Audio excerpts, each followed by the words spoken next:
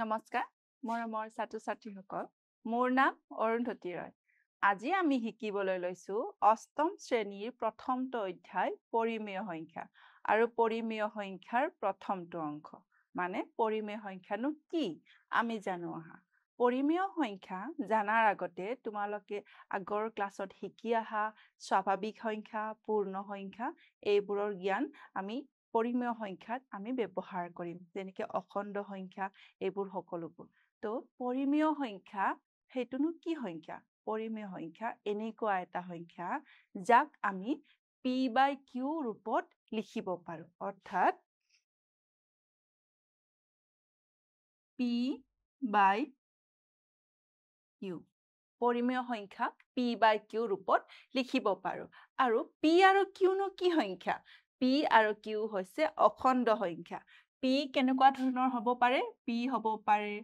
1 2 3 -1 -2 এইবোৰ সংখ্যা p হ'ব পাৰে আৰু q কি হ'ব পাৰে q হ'ব পাৰে 1 2 3 -1 -2 এই বিভিন্ন ধৰণৰ হ'ব পাৰে তাৰ পিছত আমাক কৈছে লগতে যে q not equal to 0 তাৰ মানে q শূন্য হ'ব নোৱাৰে q কি হ'ব নোৱাৰে q not equal to 0 q শূন্য হ'ব নোৱাৰে তাৰ লগতে তোমালোকৰ মনত প্ৰশ্ন আহিব পাৰে অখণ্ড সংখ্যা হয় কিন্তু শূন্যটো আমি ধৰিব নোৱাৰো qত আমি শূন্য ধৰিব নোৱাৰো কিন্তু pটো আমি শূন্যটো ধৰিব নোৱাৰিম নেকি নহয় pটো আমি শূন্য ধৰিব পাৰো p equal to 0 হ'ব পাৰে কিন্তু q কি হ'ব নোৱাৰে q 0 হ'ব নোৱাৰে তো p equal to কি হ'ব পাৰে 0 হ'ব পাৰে এতিয়া p/q বোৰ কেনেকুৱানো চাও আহা আমি 1/2 3/5 -6/7 এনেকৈ বিভিন্ন ধৰণৰ আমি কি লিখিব পাৰো পৰিমেয় সংখ্যাবোৰ লিখিব পাৰো য'ত p/q ৰূপত আছে এই সংখ্যাবোৰ কি ৰূপত আছে p/q ৰূপত আছে আৰু ইয়াতে q কি আছে 2 5 7 কিন্তু গোটেইবোৰ কি হয় নন জিৰ' নাম্বাৰ মানে শূন্য নহয় তো এনেকুৱা সংখ্যাবোৰক কি বুলি কোৱা হয় পৰিমেয় সংখ্যা এতিয়া আমি ডেফিনেশ্যনটো চাম পৰিমেয় সংখ্যা কি পৰিমেয় সংখ্যা যিবোৰ সংখ্যাক আমি p/q ৰূপত লিখিব পাৰো p/q ৰূপত লিখিব পাৰো হল আৰু লগত কি কৈছে যত p আৰু q অখণ্ড সংখ্যা p আৰু q কি সংখ্যা হ'ব অখণ্ড সংখ্যা হ'ব কিন্তু q not equal to 0 মানে q অখণ্ড সংখ্যা হলেও তাৰ ভিতৰত আমি শূন্যটো ধৰিব নোৱাৰো তো এনেকুৱা ধৰণৰ সংখ্যাবোৰক কি সংখ্যা বুলি কোৱা হয় পৰিমেয় সংখ্যা আৰু ইংৰাজীত ক'লে আমি কি কম ৰেচনেল নাম্বাৰ এতিয়া কেইটামান আমি উদাহৰণ অলপ আগতে আমি শিকিলো যে পৰিমেয় সংখ্যাবোৰনো কি হয় যে 1/2 3/5 তেনেকৈ বিভিন্ন ধৰণে আমি লিখিব পাৰো তাতে কেইটামান ইয়াতে উদাহৰণ দিয়া আছে যেনেকৈ 3/4 ইয়াতে p হল 3 আৰু 4 হল q আৰু 4 কি আছে not equal to 0 next আছে 11/-8 ইয়াতো p/q ৰূপত আছে ইয়াতো q not equal to 0 আকৌ next আছে -19/6 ইয়াতো p/q ৰূপত আছে আৰু q not equal to 0 এতিয়া আমি শিকিলো পৰিমেয় সংখ্যা কি হয় আৰু আমি কেনেকৈ লিখিব পাৰো এতিয়া কথাটো হল আমাক ইয়াতে কৈ দিছে p/q পৰিমেয় সংখ্যা কেতিয়া হ'ব যেতিয়া p আৰু q অখণ্ড সংখ্যা হ'ব আৰু q not equal to 0 এতিয়া আমাৰ প্ৰশ্ন আহিলে অকল অখণ্ড সংখ্যাবোৰ পৰিমেয় সংখ্যা হয় নে নহয় চাও আহা অখণ্ড সংখ্যাবোৰ পৰিমেয় সংখ্যা হয় নে নহয় এতিয়া আমি অখণ্ড সংখ্যা ললো প্ৰথম অখণ্ড সংখ্যা ললো 3 তাৰ পিছত আৰু এটা লম নিগেটিভত -5 এটা হল ধনাত্মক অখণ্ড সংখ্যা এটা হল ঋণাত্মক অখণ্ড সংখ্যা আৰু এটা লম আমি শূন্য এতিয়া আমি চাও এই সংখ্যাবোৰক আমি p/q ৰূপত লিখিব পাৰো নে নোৱাৰো এতিয়া আমি চাম যে 3 p/q ৰূপত লিখিব পাৰো নে নোৱাৰো 6/2 6/2 মানে ইকুৱেল টু 3 তো আমি 3 কি হিচাপত লিখিব পাৰো 6/2 হিচাপেও লিখিব পাৰো নাইবা 9/3 9/3 মানে 3 তো 3 আমি 9/3 হিচাপেও লিখিব পাৰো এতিয়া আছে -5 -5 ক আমি কেনেকৈ লিখিব পাৰো -15/3 -25/5 তাৰ মানে -5 ক আমি কেনেকৈ লিখিব পাৰো -15/3 নাইবা -25/5 আমি এনেকৈও লিখিব পাৰো এতিয়া নেক্সট আহিলে শূন্য শূন্যটোকনো আমি কেনেকৈ লিখিম শূন্যক যিহেৰে হৰণ নকৰো কিয় শূন্য সদায় শূন্য হৈ থাকিব শূন্যক যদি আমি 10ৰেও হৰণ কৰো শূন্য কি থাকিব শূন্যই হ'ব আকৌ আমি যদি শূন্য 15ৰেও হৰণ কৰো শূন্য কি থাকিব শূন্যই থাকিব শূন্যক আমি যি সংখ্যাৰে হৰণ নকৰো কিয় কি হ'ব আমাৰ উত্তৰটো সদায় শূন্য আহিব এতিয়া আমি অখণ্ড সংখ্যা কি কি লৈছিলো 3 -5 আৰু 0 আমি 3 টুকু কি হিচাপত লিখিব পাৰিলো p/q ৰূপত আৰু ইয়াতে কি q not equal to 0 ঠিক তেনেকে -5 ক আমি কি ৰূপত লিখিছো তাকো আমি p/q ৰূপত লিখিছো ইয়াতেও q not equal to 0 ঠিক তেনেকে আমি যেটা 0 লৈছিলো 0 ক আমি কি হিচাপত লিখিলো ইয়াতো p/q লিখিলো ইয়াতো কি আহিছে q not equal to 0 তাতে আমি কি ক'ব পাৰো অখণ্ড সংখ্যাবোৰক আমি p/q ৰূপত লিখিব পাৰো এতিয়া কেইটামান উদাহৰণ চাওঁ আহা ইয়াতে দিছে আমি সকলোবোৰ অখণ্ড সংখ্যাক p/q আৰ্হিত লিখিব পাৰো কেইটামান উদাহৰণ দিয়া আছে ইয়াতে 6 6ক কি লিখিছে 12/2 30/5 72/12 তেনেকে -8 কো কি লিখিছে -24/3 -48/6 -56/7 ঠিক তেনেকে 0 কো আগতে আমি কৈ আহিলো যে 0 যি সংখ্যাৰে হৰণ নকৰো কিয় 0 সদায় কি হৈ থাকিব 0 হৈ থাকিব গতিকে 0/17 বা 0/21 আনসাৰ কি আহে 0 আহিলে তাৰ মানে সকলোবোৰ অখণ্ড সংখ্যাই কি সংখ্যা পৰিমেয় সংখ্যা এতিয়া আমি জানিলো যে p/q ৰূপত যেতিয়া আমি লিখিব পাৰো অৰ্থাৎ ভগ্নাংশ ৰূপত লিখিলো হেতু পৰিমেয় সংখ্যা যত q not equal to 0 হ'ব লাগিব ঠিক তেনেকৈ অখণ্ড সংখ্যাবোৰো পৰিমেয় সংখ্যা এতিয়া তোমালোকৰ মাজত প্ৰশ্ন আহিব পাৰে যে পৰিমেয় সংখ্যা আৰু ধৰ কি কি হ'ব পাৰে তো পৰিমেয় সংখ্যা আমি যে দশমিকত সংখ্যাবোৰ লিখো সেইবোৰ পৰিমেয় সংখ্যা হয় নে নহয় চাও আহা যে দশমিকত লিখা সংখ্যাবোৰ পৰিমেয় সংখ্যা হয় নে নহয় এতিয়া লিখো আহা 0.5 আৰু এটা উদাহৰণ লও 0.1 আমি দুটা উদাহৰণ লৈছো ইয়াক কি কয় যে আমি আগতে শিকি আহিছো যে দশমিক সংখ্যাবোৰক আমি কি হিচাপত লিখিব পাৰো ভগ্নাংশ ৰূপত লিখিব পাৰো কেনেকৈ লিখিম 0.5 ক আমি ভগ্নাংশত কেনেকৈ লিখিম 5/10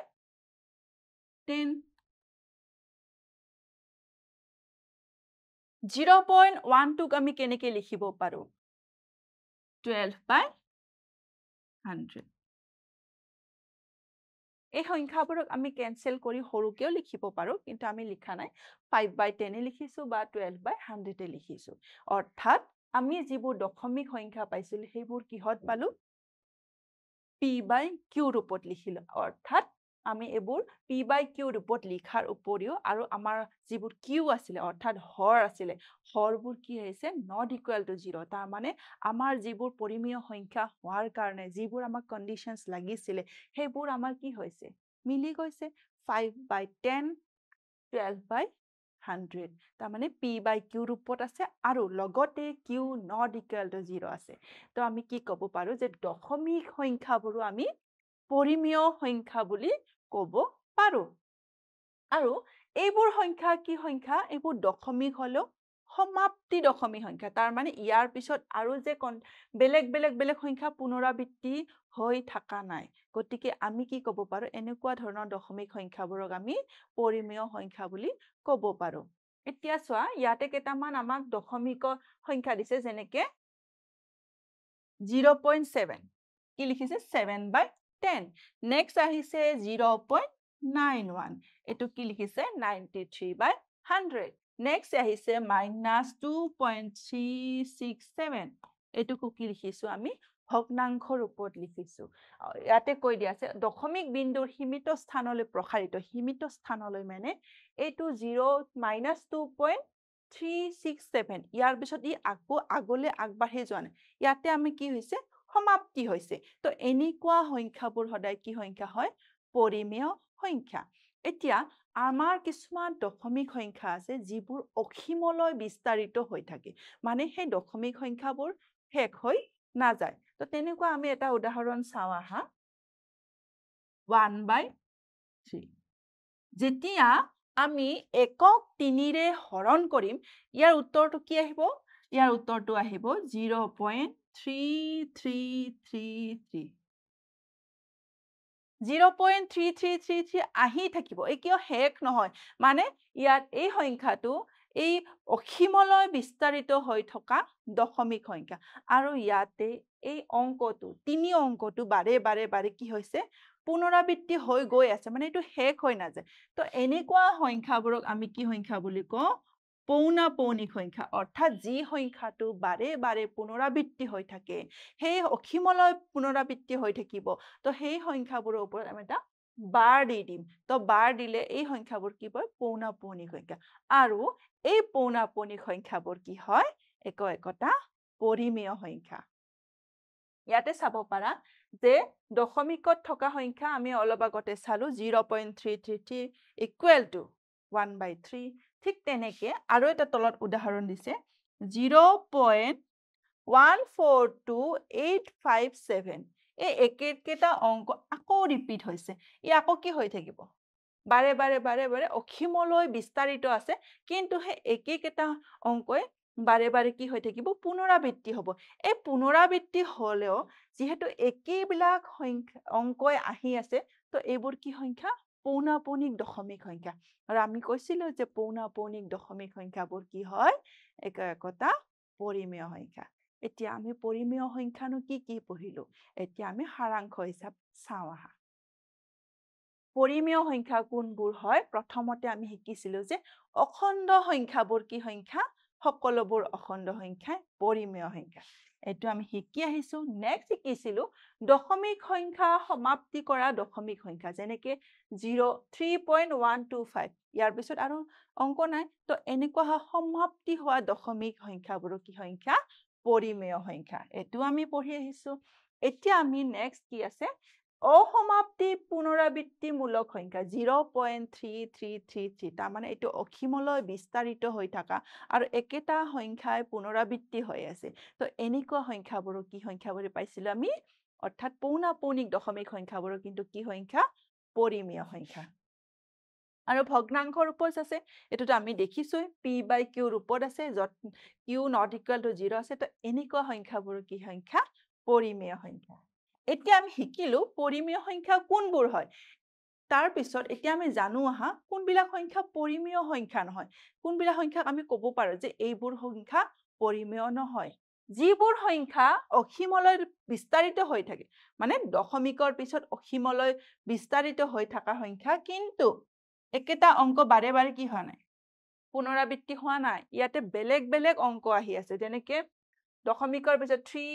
319782714 আকৌ অসীমলৈ আছে কিন্তু কি হৈছে পুনৰাবৃত্তি হোৱা নাই কোনো এটা অংক বাৰে বাৰে আহা নাই তো এনেকুৱা ধৰণৰ দশমিক সংখ্যাবোৰ কি হয় পৰিমেয় সংখ্যা নহয় এতিয়া আমি শিকিলো কোনবোৰ পৰিমেয় সংখ্যা হয় আৰু কোনবোৰ পৰিমেয় সংখ্যা নহয় এতিয়া আমি যেহেতু জানো যে অখণ্ড সংখ্যাবোৰ কি থাকে ধনাত্মক থাকে আৰু ঋণাত্মকো থাকে এতিয়া ধনাত্মক অখণ্ড সংখ্যা ঋণাত্মক অখণ্ড সংখ্যা থাকে কিন্তু কথাটো হ'ল পৰিমেয় সংখ্যাটো কিবা ধনাত্মক বা ঋণাত্মক থাকে নেকি নিশ্চয়কৈ থাকে এতিয়া ধনাত্মক পৰিমেয় সংখ্যাবোৰ কি সংখ্যা ধনাত্মক পৰিমেয় সংখ্যাবোৰ হ'ল যিবোৰত p/q ৰূপত থাকাৰ পিছত সেই সংখ্যাটো ধনাত্মক হিচাপে থাকে অৰ্থাৎ